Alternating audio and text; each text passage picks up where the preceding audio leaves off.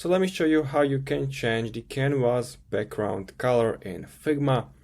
So it's gonna be pretty simple. Make sure you are in your project and don't click anything. Make sure nothing is selected. And on the right, we're gonna find our page, and here is the color. FFF is for white. You can simply click on that color and you can simply change it like you want. There is also option show in export. So if you, for example, select the red color and export that, it's gonna export the whole project as the red one.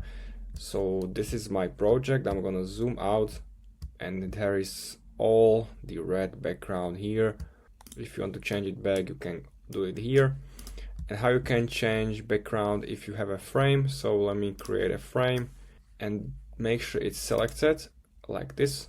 And on the right there's also fill.